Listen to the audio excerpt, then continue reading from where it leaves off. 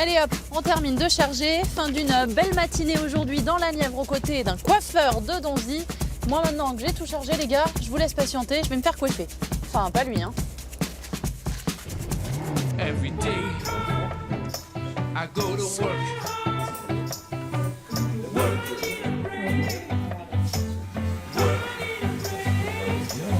Every day I get work done.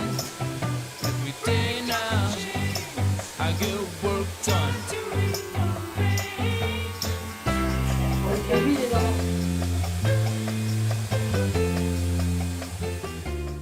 Patrice, bonjour. Bonjour. On est dans la partie du salon que vous avez réaménagée en musée. Voilà. C'est tout récent, hein, C'est cette tout idée récent, de musée. c'est pas encore ouvert, donc on va ouvrir certainement ces jours-ci. Là, je pense. On est en entrée libre parce que je ne vais pas laisser quelqu'un toute la journée.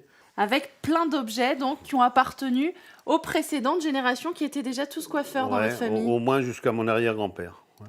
Allez, montrez-nous tous ces objets qui sont devant nous. Certains sont très anciens, hein, si je comprends bien. Là, par exemple, les fers à friser. Ouais, fer à friser, fer à moustache, fer... Vous n'avez pas travaillé avec ça quand même. Moi, j'ai passé mon brevet avec un fer comme ça. Ça chauffait, ça brûlait les cheveux de temps en temps, un petit peu de fumée de temps en temps. Et puis il y a ce sèche-cheveux quand même, hein, on Ouais. le montre à la caméra. Ça, c'est la pièce la plus ancienne de votre musée, Ouais, Patrice. ouais. Et rendez compte un peu si on faisait des brochings comme maintenant avec ça, à bout de bras. Heureusement que ça a un petit peu évolué. Ça a beaucoup évolué, oui, c'est vrai. Les progrès, c'est les appareils à fil, hein, Oui, donc, qui étaient branchés sur les... pour les bigoudis donc. Hein. Pour les bigoudis. Et ensuite, j'ai un ouvrier de mon grand-père qui a inventé le système sans fil, Oui. voilà, qui avait été repris par l'autre marque. Et ensuite, alors moi, quand j'ai commencé, je passais ça, simplement. Hein. On mettait le coton, Sur le bigoudi. on mettait le coton en travers et on mettait ça dessus, pour pas que ça brûle trop les gens. Voilà, puis après les permabelles sont arrivés, donc c'était beaucoup plus doux, beaucoup moins chaud déjà. Mais ça faisait de belles permanentes, hein. C'est largement aussi bien que ce qu'on peut faire maintenant. Ça a évolué sans vraiment tout évoluer, parce que la permanente, c'est toujours de la permanente.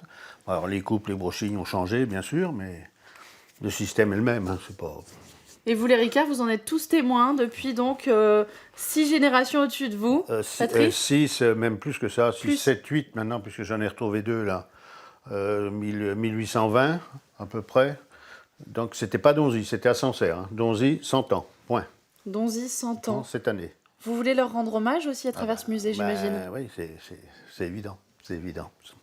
C'est bien que c'est ma vie, ça. Moi.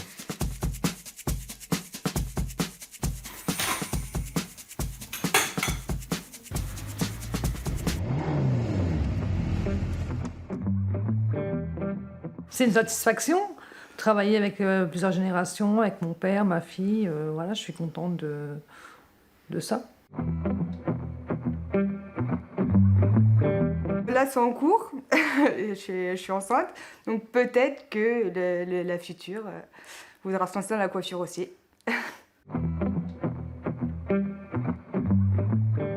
Attirer des clients, voir des personnes différentes, voilà, des gens qui viennent en vacances, de passage, des clients de passage. Ils peuvent venir faire un tour, discuter. Ouais, j'y pense. Bah, même si que, bah, là, il essaye quand même de me redonner pas mal de ses clients. Ouais, si, faut envisager la suite, quoi, c'est sûr. Ça va peut-être pas être facile au début, mais bon, bah, on va y arriver.